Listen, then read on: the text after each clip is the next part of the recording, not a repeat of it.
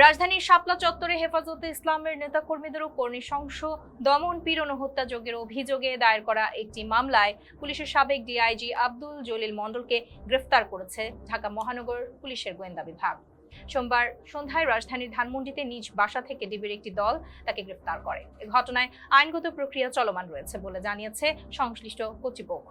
বিষয়টি নিশ্চিত করে ঢাকা মহানগর পুলিশের অতিরিক্ত police commissioner DB Mohammad Shafiqul Islam বলেন, শাপলা চত্বরের ঘটনায় দায়ের করা হামলা ও হত্যা মামলায় আব্দুল জলিল মণ্ডলকে গ্রেফতার করা হয়েছে। সন্ধ্যা 6:30টার দিকে ধানমন্ডিতে তার বাসা থেকে তাকে আটক করা হয় এবং পরবর্তী আইনি কার্যক্রম প্রক্রিয়াধীন রয়েছে।